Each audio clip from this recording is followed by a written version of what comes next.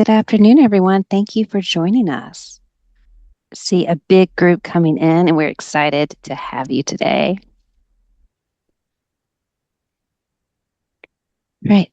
So it's right at 1 o'clock. So I am going to go ahead and get us started today. I'm Lauren Janik with Remembers. We provide association management and chapter management solutions to associations. And thank you for joining us for the top 10 AI tools every association should be using. I love a top 10 list, so I'm excited to see what today brings.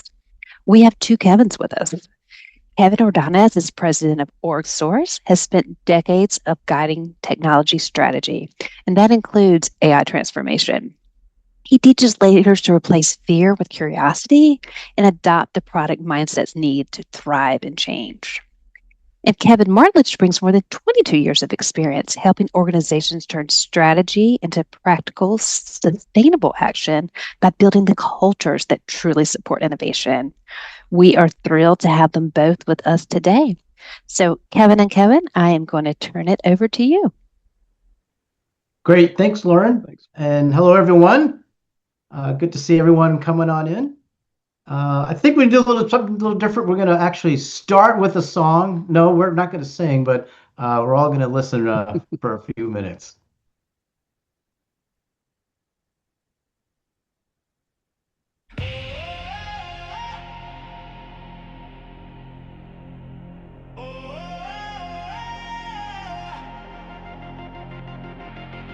Paper piles like a mountain high.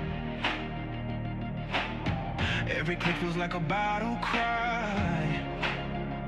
Lost in roads where the numbers lie. Oh, this can't be life. No, this can't be life. Spreadsheets glare, they've got no soul. Manual chaos, it takes its toll. No more busy work, no more chains. Free my hands, break these reins. We're done with drowning, done with pain. No more busy work, we rise again. So I created that song using an AI tool, and I just gave it a couple of prompts from the Remembers webpage when it was focusing on less busy work. And as you can see here, this is the lyrics it generated for me. And I could have inserted my own lyrics and changed genre and things of that nature. But that's just one of our tools we'll look at a little bit later in our presentation. But I just wanted to share that with you right out of the gate. Maybe Remembers will adapt that as their anthem. So it was very easy to create. I think it took about, 30 seconds to generate. And I used the tool called Sono. There is a free version and, of course, paid versions. Very easy to use. You can just type in a few sentences and it'll just generate it very quickly. So it's great. And I used the Remembers theme of no more busy work. So thanks for sharing that. My name is Kevin Ordonez, and I head up our digital strategy team here at orgSource. So I probably spend, maybe 15, 20 plus hours a week just looking at AI tools and going down the various rabbit holes that a lot of these tools offer. And so I spend a lot of time just experimenting and seeing how they work, how they can be used at organizations. We are adapting in our consulting practice several tools, which we'll talk about here in a few minutes, to be more efficient and to be more consistent. So we'll share that with you for sure. But for those of you who might have been with us the last couple of webinars, this is a three-part series. This is part 3. But if you missed part 1, we talked about why AI and why now. We went over the landscape, and also we focused on some time about drafting and adapting an AI policy. And then in our next webinar part, we had some great guests, and We went over how we can use AI to be more productive and data analysis and marketing, communications, and how AI can be your assistant. Anyway, if you missed these two, Lauren will reach out to you and send you the recording. So some great information there for you. But today, I want to cover just for a few minutes about LLMs and how they work from a non-technical perspective. Also going to look at some prompting best practices and techniques, and then we'll dive into some of the tools you guys should be looking at or experimenting with to help with your operations. So to talk a little bit about LLMs, someone said, well, isn't LLM, it's just like magic how it works out there. And really, it's not magic. All these large language models, it's all about pattern recognition at a very massive scale. So if you think about it, when you're out there walking around or driving, when you see a car, our brains process thousands of images instantaneously. So we know what the car is doing, what color it is, how big it is, where it's going. And AI does something similar, but in these large language models, they use millions of examples to recognize patterns. And sometimes you can think about AI like a very smart apprentice or an intern that really never stops learning. And so at its core, AI refers to those computer systems that can perform those typical tasks, usually requiring some human intelligence, such as understanding language, recognizing patterns, making predictions, and even learning from that experience. But really, when you look at these large language models and generative AI, you can think of it as a knock-knock joke on steroids. So let me give you an example. So when I say knock knock, you're going to say, who's there? Who's there? And then I'll say orange. And then Orange you'll who? say orange who, right? And then aren't you glad I didn't say banana? Um, anyway, this works because we all know the pattern, right? All of us have been trained in our brains about what to expect the next words will be. So you can say knock knock, and most likely you're going to get a response without even explaining how the joke is supposed to go. And this is how AI works in the generative sense. So when I start typing in knock knock, the AI starts to predict the next most likely words based on billions of examples of jokes that it's read or has been fed into its system. So anyway, I just want to go over a little bit about how these LLMs work. And this is probably the most technical we're going to be with our time together. But I just wanted to break down this process because understanding how these models work allows us to interact with those tools more efficiently and effectively. So first of all, the model begins by breaking the input text into smaller units called tokens. And these could be the entire words or parts of words.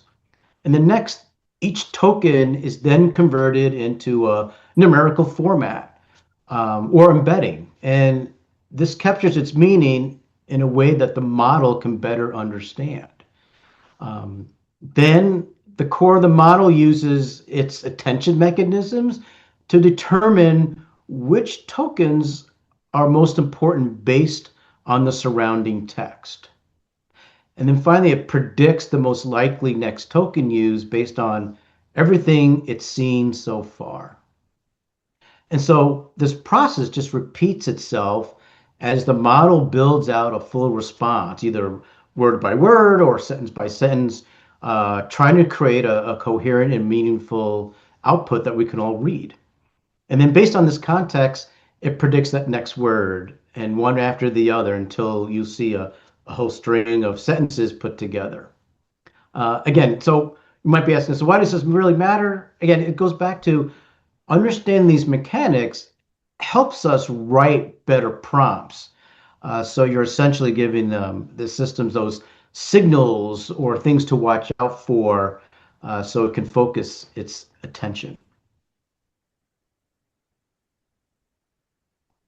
So really, to get the most out of AI, it's really about asking the better question, right? So moving beyond just asking questions and really start designing those solutions. So the quality of your outputs really depends on the quality that goes in and asking those better questions. For example, if you're asking a better question from subject matter experts, the more precise you are, the better they can help you. And if you're vague, then you'll start getting vague answers. And this is where prompt engineering really becomes more of an art. And I'm sure all of you have heard, oh, with the better prompt, the better the output. Or some of you who are just experimenting or testing these chatbots out, you might be feeling some frustration because it's not getting the results that you're expecting it. Well, I'm just going to spend a little bit more time with you on understanding some tips and techniques about prompting. Certainly, we could spend the entire session together about it, but we're just going to give you a couple tips and best practices. So really, the anatomy of a great prompt comes into the context, a task, any constraints, the inputs, and the output style, or what you want it to generate as part of that conversation. So from a context, who is this for? What is the role? What is the scenario? And then the task, tell the AI tool what it needs to do or what it must do. And then you can also provide constraints, the tone, the length, the formatting, who's reading the output, what's the audience, what's their background.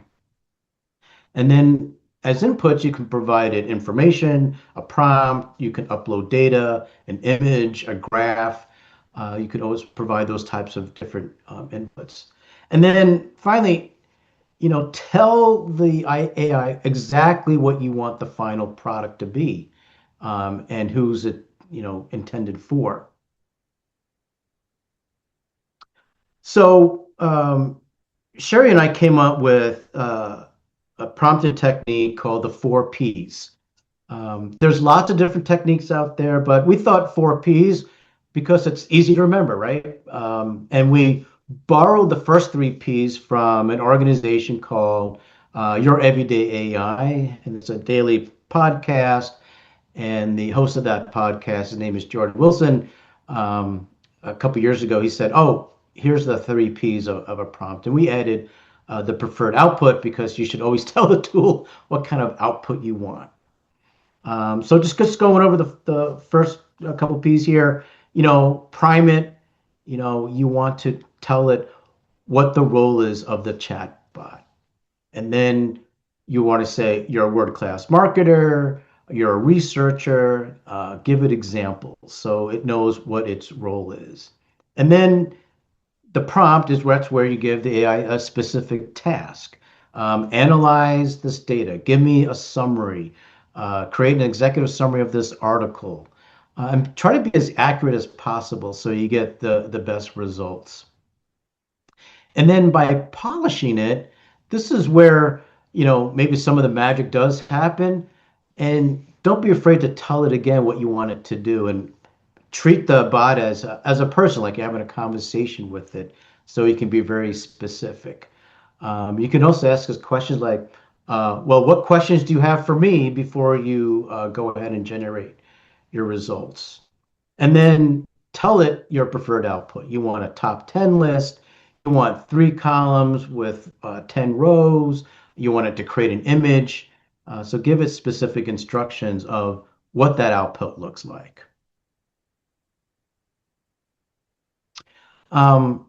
So you might be thinking, okay, great, I got that. I know how to prompt. I've been doing that for a while. But also remember, the first thing of a prompt is the context. is very important. So if I gave you this assignment, or you can put this in a chat bot if you're following along, saying, give me someone who's a male, born in 1948, raised in the UK, married twice, lives in a castle, and wealthy and famous. So we could probably right now just come up with who this person is based on this criteria. So if you guys want to take a guess and put in the chat, go for it. But this is, you'll see where some of the context becomes extremely important, because as you're thinking about these parameters, you might be thinking, oh, it must be Charles or someone like that. And the answer is, right, it could be King Charles, or it could be Ozzy Osbourne. But again, it all depends on the context. So that's why context is very important, because you can get very different results if you don't give the proper context. And yep, someone said they're obviously best friends. I'm sure they are. Anyway, that's on the prompting. So we're going to go ahead and get into our tools now. Certainly, generative AI and the chatbots came out in November of 2022. And so I'm sure all of you are using some form of chatbot. If you're at your organization, if you're using Copilot or ChatGPT, and if you're not, I highly recommend you do start looking and experimenting with these tools.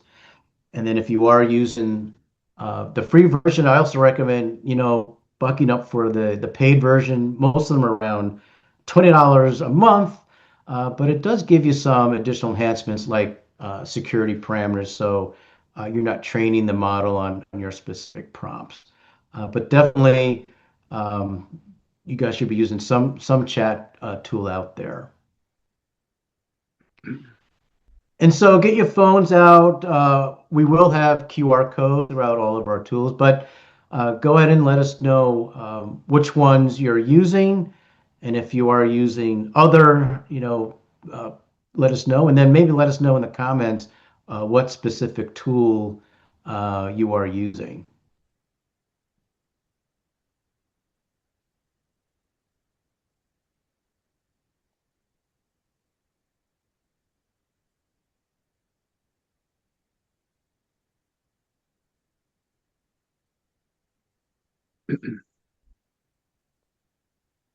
Great. So Kevin, as those polls are coming in and everything, it looks like obviously ChatGPT is probably the most well used that everybody's using. But with these various chatbot options that are available, is there a need for the association to kind of standardize what's being used by their employees, or is flexibility and personal choice okay? And so, how should they approach that? Yeah, that's a great question. A couple of months ago, I was going to say maybe the organization or your association should decide, oh, we should all be using whatever bot or whatever large language model, because maybe it gives us the results we're looking for. Some of our own experience, we know that, hey, Gemini is great on research, and Claude's really good for writing and coding. And Copilot, because it's part of the Microsoft stack, you can start doing some interesting queries and have it dive into your emails, your calendar, your SharePoint files. But definitely experiment with what those tools and how they generate output that aligns with your organization's tone and output that you want to see. The other thing too is you may want to put your prompts through different tools, maybe different tools that you're not using, to see how they work. So if you adapted ChatGPT a couple years ago and you haven't yet tried Gemini, try it with and use the same prompt to see the different results from those different chatbots. Now, all of the big players in the recent days and weeks have all released, updates to their large language model. So OpenAI just came out with 5.2. just earlier this week or late last week, Google's Gemini, announced 3.0 Pro. Anthropic's Claude came out with like 4.5 Opus. So they're all coming out, with models to uh, compete with one another. And if you're still not sure, there is a site out there called LM Arena, which basically does a blind, like a taste test, right? You can put a prompt in, and it will run two LLMs side by side with the result, and it won't tell you which model it's using until after a while. So you get to focus on the results first before it reveals which model you're using. So if you want to have fun with that, the website is called LM Arena, and you guys can do some experimenting about how those models work. There's a lot of comments in here too before we move on to the next slide where, I use all of them depending on the project. Perplexity came up as one of the others, even though there's not an other on there. So it looks like there's a pretty wide variety of different, models that are being used based on the project that the attendees are working on. So, Yep. Well, that's always good. so yep. All right, so here are some of the current top AI tools, and we're going to look at several of these here now. So Perplexity was mentioned in the comments. So this is one of our favorite tools. I think I use this every day or several times a day. For me and for some of my colleagues and friends I talk to, they're using this instead of going to Google, right? It's like the answer engine now. It browses dozens of sites for you. It comes up with, the citations, and there are more and more features being added to Perplexity all the time. Like you can go shopping now with Perplexity. Perplexity came out with a agentic browser called Comment, which is really great to use. But one of the things we did was we added this prompt here into Perplexity about, what are some of the common platforms that Remembers AMS integrates with. And, again, within seconds, it just goes out, finding those tools, coming up with like higher logic. Here's some email marketing platforms. And I can stay here and either go out to the third-party site, or then, of course, those of us who use Perplexity know that Perplexity will also say, oh, do you also want to know the cost of the integration, or what are the use cases for these types of integrations in this example? So for me, and so for others that we're talking with, it definitely starts to replace Googling it. So now we say, oh, let's just ask Perplexity and see what it comes up with. The next one is AI note taking. This was a big trend just a couple months ago, people jumping on the bandwagon here. And about 18 months ago, our organization internally adopted Otter AI. It's great for transcripts and summaries and follow-up tasks. And it was great because whether it was a online meeting or even an in-person meeting, Otter offered an app that I can turn on and record like an in-person meeting, once I got everyone's permission. But if you're not experimenting or have an AI note taker, even for your internal meetings to see how it's taking notes and summaries, again, we strongly recommend looking at something like Otter AI, or kind of like a 3B or next is also Teams Premium. Again, has the ability to do transcripts and summaries. And we've kind of switched over from Otter to Teams because everyone on our side uses Teams Premium. But you can see the speakers and topics and chapters. And as the example down here, we can see like who was talking the most and the least, and I can zoom right to that recording of that person. It has topics, So if you want to just zoom right through the specific topic you're interested in or chapter, it does a great job of doing that.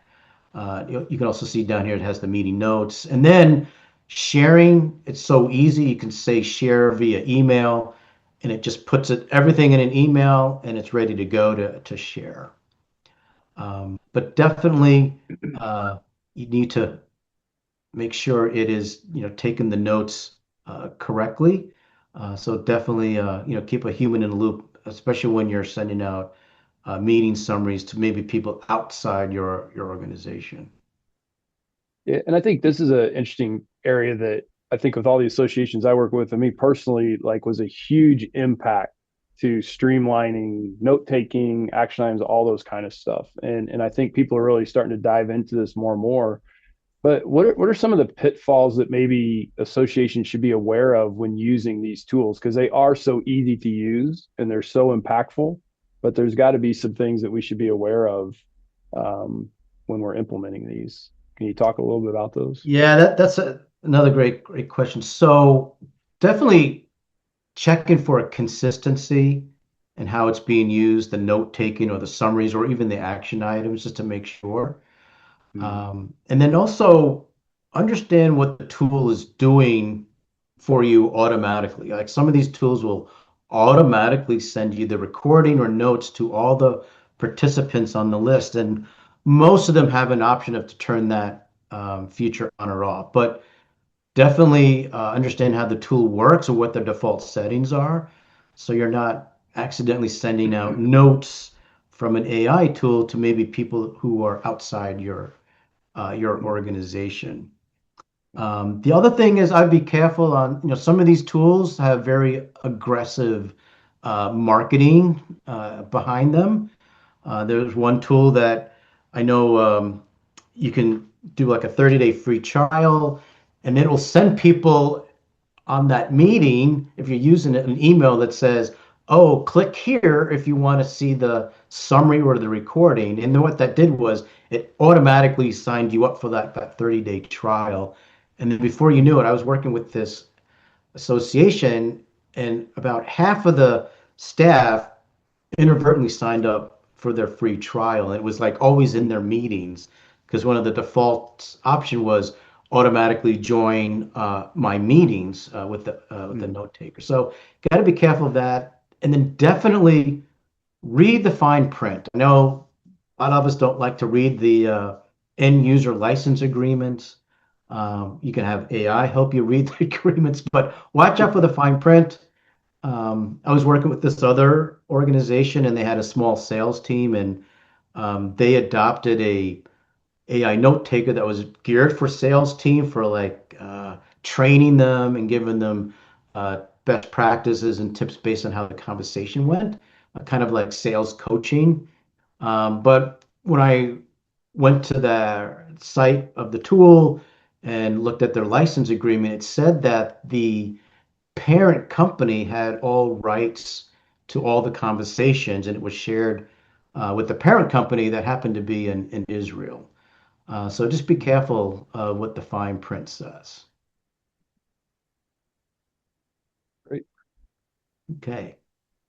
So this was the first thing we start off with, the song generation called Suno Music. Again, very easy to use. There's free and paid plans. But when you think about what it does or what you can use it for, think about walk-up songs for award winners or abstract winners or something like that. On hold music for when people call in to your organization. You can also edit or have your own lyrics. Also choose the specific genre that you want to create. So fun tool, very easy. But some organizations are using it just for some of those opportunities out there. Yeah, I agree. That's really a neat tool and everything. And I just wonder, those things you list there on the side, that would be great for some organizations to use that. But do you have any like specific examples or anything that, because it's kind of a neat tool, but is it really relevant and impactful to like our day-to-day operations or is it more for like those conferences and bigger things?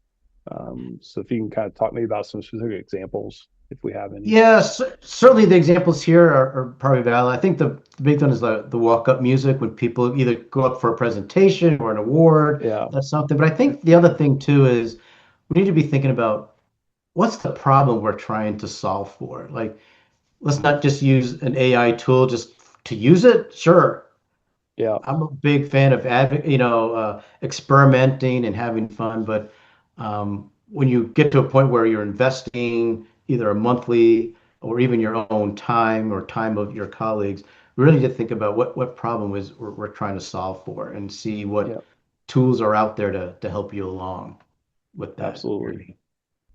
I think too, just the cost involved. If you were to go out and have somebody write a lyric for something, or I mean, it's just crazy amounts of money that you'd probably be spending. Where this is a little bit more cost effective, obviously. So, Yep, yep, great. All right. Certainly, you might be thinking, well, what other tools are out there? I just listed a handful of other kind of music tools with, maybe a specific use case and what's it best suited for. Um, but also, as we get through this, there's lots of tools out there to do a lot of different things. But these are some other ones to consider if you're into the music and lyrics.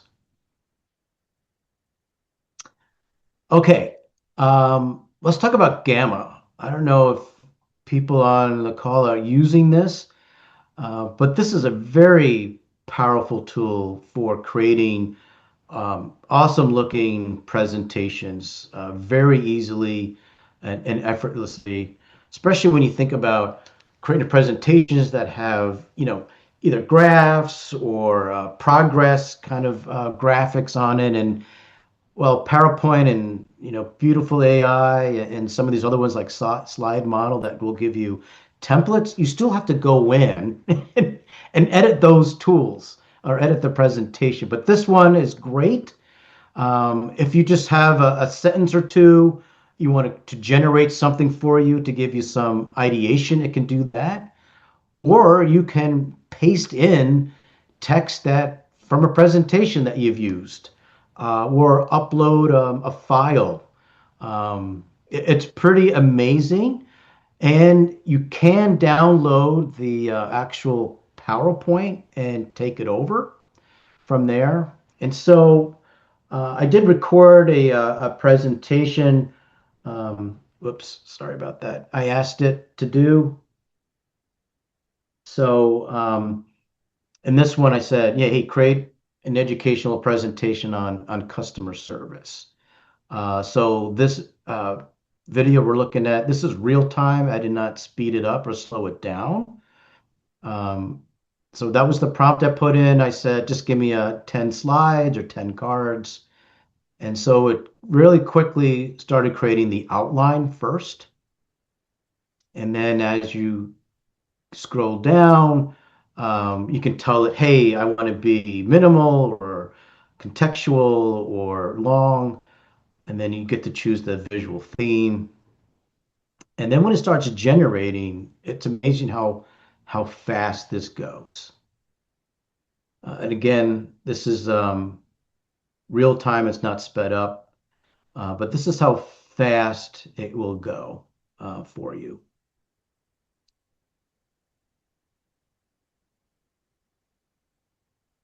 And you can also control how much it will use the internet to expand beyond your topic, or you can just say, just, stick to the text that you uploaded. we actually have a couple people testimonials on the comments saying they love Gamma and it's the best for PowerPoint presentations that they've come across. So it sounds like there's people using it, but Yeah. The this is. I'm sorry. Go ahead. Yep. I was just gonna say the other tool that some of our consultants use now too is Gemini for creating PowerPoint, especially the Gemini 3 that just came out. It's really good too about generating PowerPoint, but it just came out, the newer version. But if you want to experiment with that, I'd go for that too. But Gamma we've been using for a while. and how fast it is, and then you can edit it and download the PowerPoint right away. Mhm. So every association I've ever worked with or been a part of, branding is always so important.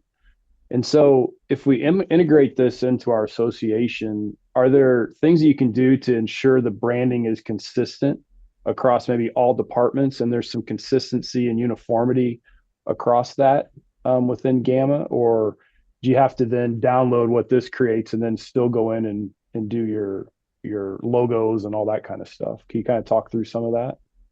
Yeah, so one of the things with Gamma, you can import like a template, a PowerPoint template. So if you already have it set up where you have a footer and header and copyright notices or a logo, um, you should do that because, association, regardless of the tools you're using, protecting your brand and the brand power is going to still be extremely important, Mm, especially when we're going to get to a situation where um, basically bots are going to be, reading your websites and having that consistency on branding and identity and your make sure the brand doesn't get diluted is going to be extremely important. So, while there are other tools that help you create presentations, always look for one that you can import a template or use your brand to create it.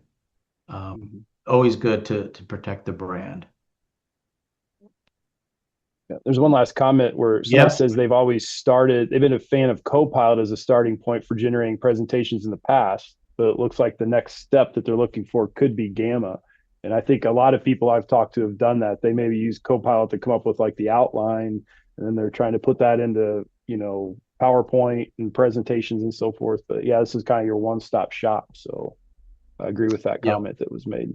So Yep. And you can see everyone's, trying to use their tools to generate the PowerPoints. Because let's face it, we've all had to create PowerPoints, and it's very time consuming, especially when you want to make it, mhm, consistent, brand worthy, and getting the mhm. information across to everybody. All right, another one, Mindsmith AI, another great, powerful tool. Um, it's really transforming how we create and share knowledge. Just like Gamma, it will create content, and its mission and purpose is creating online learning content. Again, very high impact learning experiences with very little effort. So if you think about onboarding or training or just knowledge sharing, Mindsmith's another one where you can create online learning courses. And it does understand SCORM, so you can upload or download SCORM files. And again, very easy. You can just give it instructions. You can tell it about the learner, the tone, style, outline, even give it learning objectives, and it will start creating the file for you. So the other evening, I said, "Oh, let's create a online course about responsible AI." And so it generated the outline, lesson, and quizzes in a matter of minutes. And as you can see here, what the target was, the style, um, the objectives, and then it just started creating the outline or the story. They call it a storyboard based on the topic responsible AI for beginners.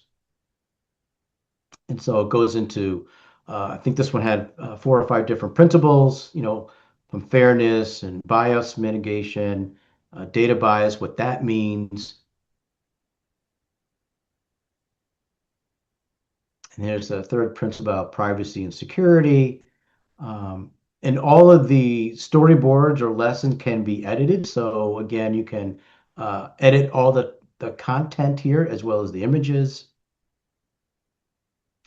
The other thing too is it will generate quizzes for you. And so it'll come up with quizzes. You can change the what the answers are here. But I thought it did a great job on the quizzes to test knowledge, based on the subject. But yeah, that's Mindsmith.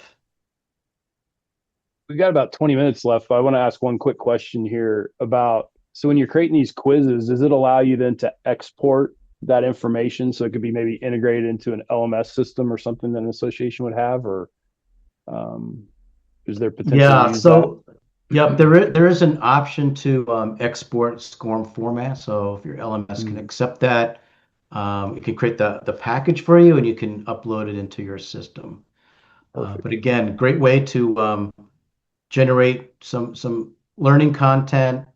Uh, Certainly, you want to have your SMEs review your learning content for sure. But again, it gets you 70-60% there out of the gate, and then you can refine it, enhance it, with your SMEs. So it's a solid learning course for your organization.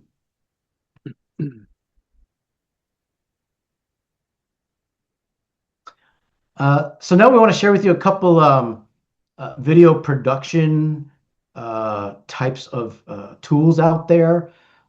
This one's called Veed.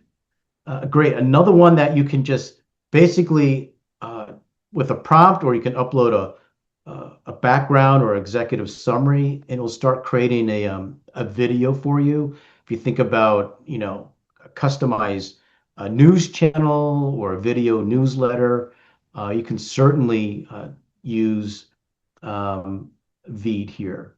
The American Institute of Architects, AIA, is urging mayors across the U.S. to appoint chief architects and include architects on city boards and commissions.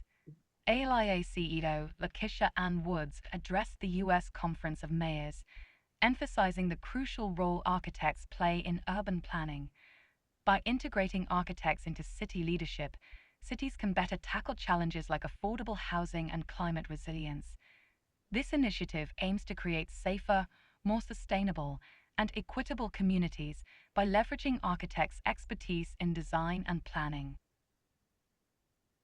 Yeah, so our colleague Sherry did a keynote for the AIA. I think it was about last summer, and basically we just went on their website and pulled some latest news and put it through this tool called Veed, and we created basically a video newsletter for all their chapter leaders.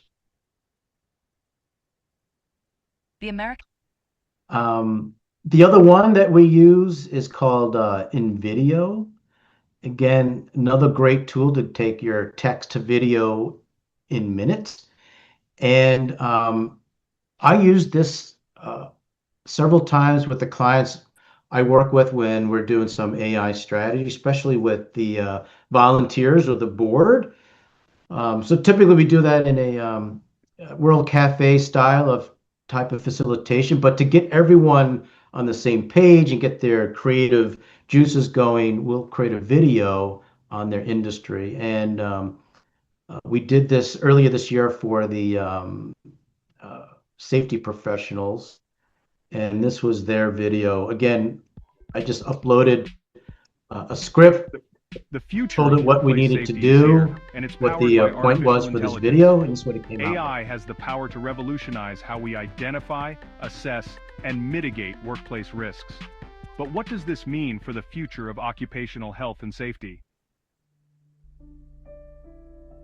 AI-powered systems are revolutionizing hazard identification. They can analyze vast amounts of data from sensors, cameras, and historical records to detect potential hazards, often surpassing human capabilities. Unlike humans, AI never gets tired or distracted, ensuring continuous monitoring of hazardous environments. Patterns and anomalies that humans might miss, revealing hidden risks, can be identified through the use of AI. AI provides unbiased assessments, reducing the influence of human subjectivity. Predicting potential hazards before they escalate into accidents, enabling proactive interventions, is an example of the power of AI in hazard identification. AI is also... So I won't share the whole video, but I think you guys get the point. Again, I did a great job with the script and the outline I gave it. The one interesting or strong feature about this tool is you can tell it to change things. So knowing that this was going to be displayed to the safety engineers, the board and some of their volunteers, there were certain scenes here that were, when it was originally created, inappropriate. For example, when people were working on the floor of the big mechanical room, no one had hard hats on in the original video. So I had to tell it, make sure everyone's wearing hard hats and safety glasses, and in some cases, gloves, because it would be embarrassing to show a video like that where some of those basic things weren't addressed. So, but with this tool, you can go back and tell it what to edit and how to edit it, and it will do it. Again, very easy to work with, and it's always good to have that video, especially when you're meeting with folks and doing a facilitation, trying to get them all on the same page as to what's happening. Is that the biggest difference between the two, Kevin, between InVideo and Veed? Is that it's a little more user friendly, or is it just they both accomplish the same thing, but it's just user preference, or is there other big differences between the two that you know of? Yeah, I mean, like all the tools that leapfrogging each other, certainly Veed, I had to go into the actual script to make some edits, where in video, I just told it from the command prompt, make sure everyone's wearing a hard hat or safety glasses at, the 2-minute mark or whatever that looked like. I thought that was easier. Another one here I'll share with you is from Synthesia. This is the one where you can kind of pick an avatar or a voice, and then you just give it a script of what to say, and it'll say it for you. In an era where information is power, artificial intelligence is the supercharger your association needs to thrive. At orgSource, we understand that the landscape for associations is rapidly changing.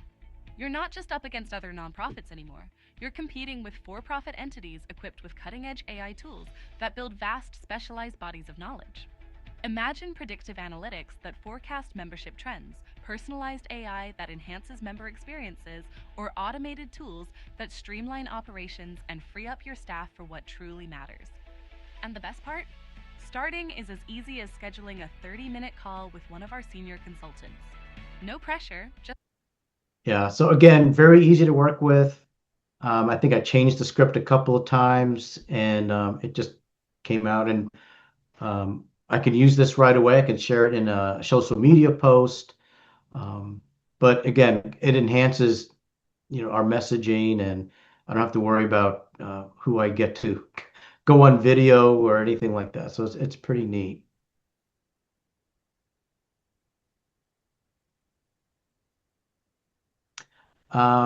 So this next one is called Durable. It helps you create websites very rapidly. Again, you just tell it what to do, and it just does it.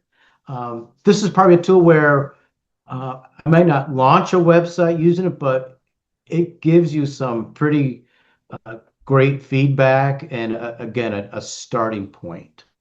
So for this one, my example here, I just wanted to create a chapter microsite template because, for those of us in where we have the national and chapters, we all know that the chapters sort of go off brand or off message sometimes if they don't have the right template or an easy template. So in this case, I said, hey, give me a template chapter website that preserves national branding, but allows me to put in like my specific chapter events.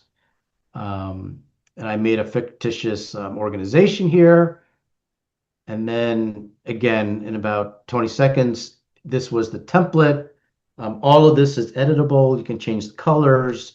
It did come up with like contact us and home and info, but it did a pretty good job based on that simple prompt. The biggest question I had when I was looking at this, which is just like, I love this system, is where does this now microsite, where does it get hosted then when it's done? Is it through here, or can you take it over to your current website? Yeah, great question. So with this particular tool, Durable, there are paid plans where they can host it for you and provide you with the SSL certificates and all those fun things. Or you can take it and download all the assets and spin it up on your hosting service provider.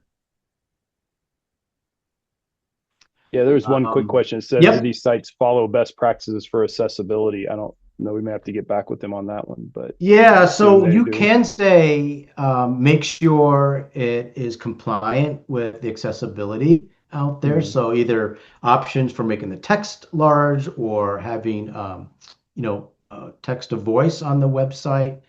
So it does a good job on taking some of that direction too. I think you have to play around with it some more on the actual site itself. But again, I think it gives you a great head start. So this next tool, maybe not the last tool, but definitely rounding up here. When you hear in the news or hear on social media or email, deep fakes, this is how people are doing that, right? With tools like this. I uploaded a example of my voice, and now I can use my voice in a lot of different things, voiceovers, a speech, an image, a video. I can also do my voice in different languages. It's very easy to do, especially when a lot of our board and volunteers and leadership and CEOs are out there on LinkedIn, either posting themselves or having a video of themselves. Very easy to copy that, put that into a tool like 11 Labs, and now you got their image and their voice, and now you can manipulate it. But for this one, I thought it was interesting that it had like an audio book kind of project or project type. So Sherry and I are working on our third book that'll come out in February. But one of the things we went back and forth on, can we get like an audiobook version? Maybe not through Amazon, but through another provider. And so what I did was I used the voice I uploaded to 11 Labs. And this is the part of the book that I covered. Leadership has always fascinated me, not just as a role or title, but as a test of who we are when things break, shift, and demand something new from us. Over the course of my career, I've worked with hundreds of organizations, and leadership has always fascinated. So anyway, as you can see, I need to adjust some of the pauses, but all I did was I took, I think the first pages out of the book and put it in the tool and said, start creating an audio book out of it. The other thing, it has something called a dubbing. This is where you can do different languages. And so I created one so I can actually share it with my cousin in the Philippines. And this is what it sounds. Pamuno is palaring sa kabighan sa akin. Hindi desafio ay tungkulin o titulo, kundi bidang pagsubok sa ating pagkatao. Kapag may nasisira, nagbabago, at nangangailangan ng bago mula sa... So as you can tell also, it does not change my inflection points or the speed of my voice or the sound of my voice. It's just in a different language. So again, very, very powerful tool. But this is how people, I think, are doing their deep fakes. I know we're just about 6 minutes away, so here's some bonus content. I was experimenting with HeyGen a little bit ago, and I uploaded a video of myself, and I created a holiday message. Hello, family. As the holiday season fills the air with warmth and cheer, I wanted to take a moment to wish you joy, peace, and happiness. This time of year is a beautiful reminder to cherish what truly matters: the love of family, the support of friends, and the strength of faith. Hello, family. And so anyway, my video that was approved, I basically read my bio from LinkedIn. That's how they captured my image and how I talk. Certainly for a holiday message, maybe a little too serious, but I was reading my LinkedIn bio. But then I very easily created it for the Filipino language, and this is what it came out with. Hello mga pinsan, habang ang Kapaskuhan ay pinupuno ang hangin ng init at saya, nais kong maglaan ng ilang sandali upang batiin ka ng kagalakan, kapayapaan. Again, very easy. All I did was select the language and say regenerate. So it probably took a couple minutes. Hello. For those of you who like Gemini or follow the Google, Google just released Nano Banana Pro. Very great image creator. So what I did here was I just uploaded to Nano Banana a profile picture of myself and said, now create an image where there was a conference table with association execs in a conference room, and we were talking about AI. So it produced this image probably in about, I don't know, 20 or so seconds. But I was pretty impressed with it because it looks like one of my customers' conference rooms. And it had, a dozen people or so around the table. I was also, if you could squint here, it's all about AI stuff that we're talking about here, and it created this image too. But that's a very simple prompt. And for those of you fooling around with Gemini or AI Studio from Google, you can go there. If you have a Gmail account, you can access it for free. I think Nano Banana now is giving you a free trial access. I think the limitation is you can only generate like 3 images an hour or something like that. But I'm pretty sure they're changing that. But give it a try. Soro 2 is another one that creates great images that you can use for social media. And again, just for your posts and things of that nature. I know wrapping up here, you might be thinking, okay, where do we begin? And that's a great question. I think I mentioned a little bit earlier is, start identifying areas in your work or your environment where some of these tools can make a big impact. Start with the low-hanging fruit for sure. Sharon and I say, become an AI detective. And, in a week, you could probably find where are the opportunities to be more efficient or more effective with everyone's time. So if you follow this, I think you could come out with a plan of what areas to focus on first. The other thing is we all have SOPs, right? You can take your SOP, and if you have a paid version of a chatbot or security is on, upload that and ask it, analyze my SOPs, and where should we start first in investigating how AI can help us be a more efficient organization.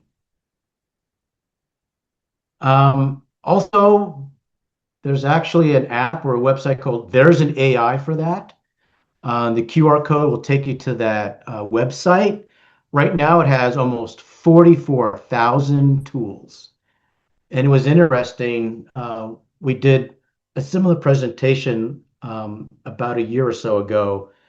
And I looked at that screenshot. And at that time, it only had like 16,000 AI tools. And I took the screenshot, I think it was maybe just a few days ago, and it's almost at 44,000 tools. So it's very interesting how that's growing overnight. So again, I think there's lots of things you can do with AI. Again, always asking those big questions, what will we create? What we will build?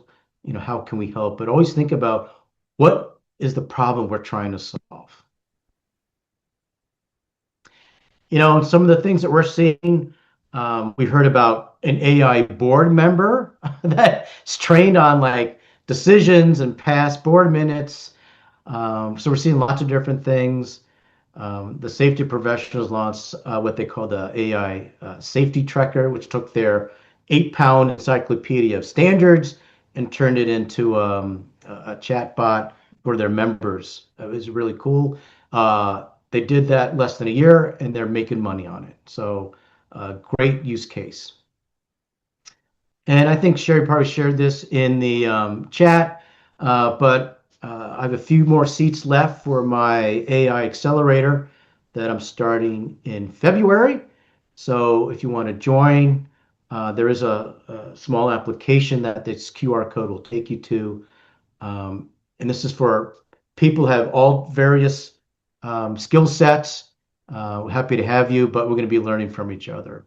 And I see Lauren's on, which means we are probably at the top of the hour. I'm like the music at the award shows, right? That's right.